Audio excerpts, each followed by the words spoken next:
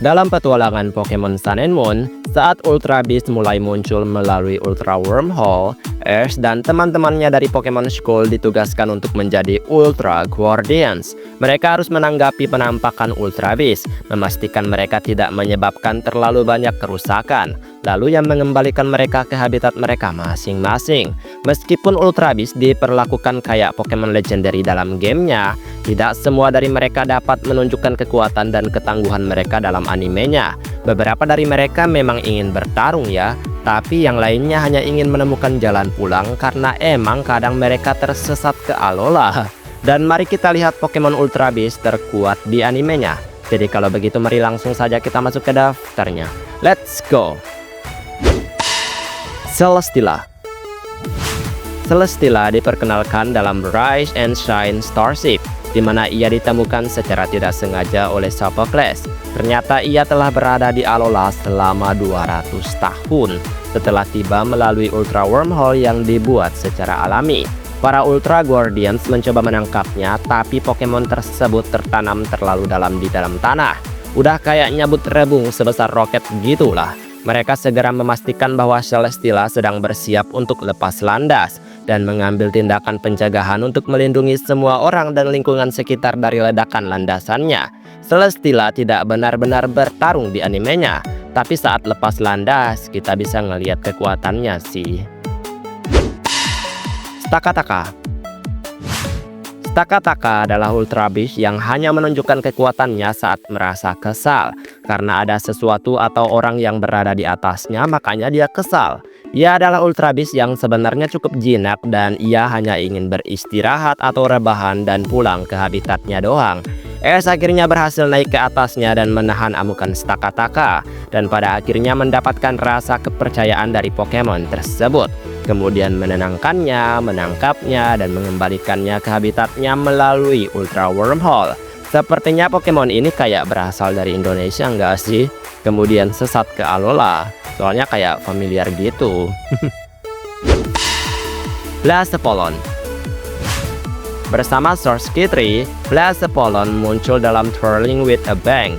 Ia tampaknya memiliki pukulan yang dahsyat banget dengan move-move yang eksplosif alias meledak banget.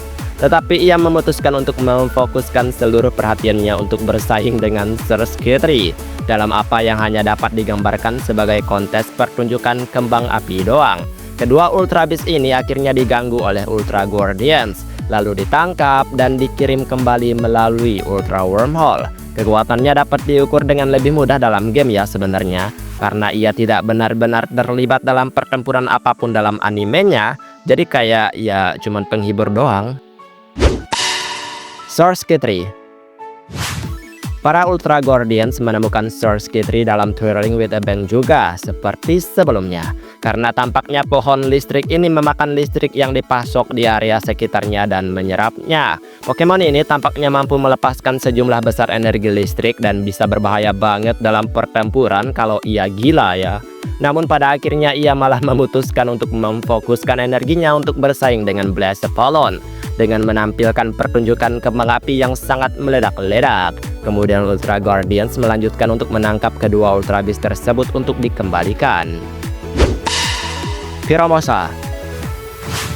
Pheromosa sangat cepat dan nakal banget, berkeliling dan mencuri Z kristal milik semua orang dalam Biure is Only Crystal Deep.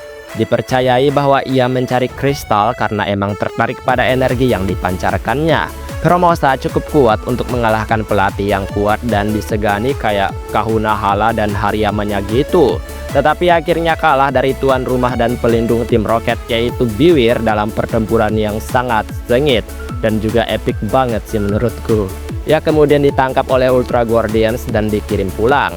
Pheromosa tidak terlalu kuat secara fisik meskipun memiliki tendangan yang kuat katanya ya, dan sebagian besar ya mengandalkan kecepatan serangannya saja. Tapi tetap oke karena dia bertarung dengan Biwir yang sangat kuat juga. Bushwole. Ukuran dan kekuatan Bushwole yang besar menjadikannya lawan yang tangguh. Dalam Emission of Ultra Urgency, Ash dan teman-temannya ditugaskan untuk menangkapnya saat ia tiba melalui Ultra Wormhole. Saat mereka tiba, Buzzwole ini terlihat menyedot energi dari Snorlax untuk memulihkan kekuatannya, dan Pikachu bahkan dilempar tinggi ke langit oleh Ultra Beast ini. Pada akhirnya ia hanya ingin memamerkan tubuhnya yang berotot, dan perhatiannya teralih oleh Ash dan juga Kiawe yang juga memamerkan dan berpose tentang tubuh mereka juga, sehingga ia dapat ditangkap dengan mudah. Cortana. Dalam Pokemon Sun and Moon, tidak semua Ultra Beast sebenarnya memilih untuk melakukan kekerasan. Kekuatan dan tenaga Cortana langsung diperlihatkan dalam Living on the Cutting Edge saat ia benar-benar memotong Ultra Wormhole Rape milik dirinya sendiri. Ia terus memotong-motong benda, tetapi ya tidak terlalu berbahaya gitu, dan bahkan memberikan beberapa Pokemon perubahan penampilan di salon lokal kecantikan. Pokoknya ya ada kerjaan lah Pokemon ini. Ketika sebuah meteor tiba-tiba tampak menuju sekolah Pokemon, ya kepanikan pun mulai terjadi. Tapi Cortana dengan mudah menyelamatkan hari itu dengan memotongnya menjadi beberapa bagian. Naganadel. Naganadel adalah bentuk evolusi dari Poipole, seekor Ultra Beast misterius yang bergabung dengan tim Ash dalam petualangannya di Sun and Moon. Ia bersatu kembali dengan Ash tepat pada waktunya untuk bergabung dengan timnya dalam Alolan Pokemon League. Ketika Ash menghadapi Profesor Kukui dalam pertandingan 6 versus 6 pasca kejuaraan, Naganadel mengalahkan Lucario milik Kukui dan hanya kalah tipis dari Tapu Koko BTW. Nihilego. Salah satu Ultra Beast yang paling mengerikan. Terungkap bahwa Nihilego mencoba menculik Lily ketika ia masih muda. Dalam Faba Revenge, Nihilego lain muncul dan meskipun mengincar Lily, akhirnya menangkap dan bergabung dengan ibunya yaitu Lursamin. Kendalinya terhadap Lursamin tampaknya merusak pikirannya dan mengubah kepribadiannya. Tetapi setelah Ash dan Pikachu menggunakan Zimop padanya, Lursamin pun terbebas. Nihilego hanya ubur-ubur sebenarnya, tapi ketertarikannya pada manusia dan kemampuannya untuk bergabung dengan mereka membuatnya menjadi Ultra Beast yang sangat kuat dan menyeramkan. Gastlord.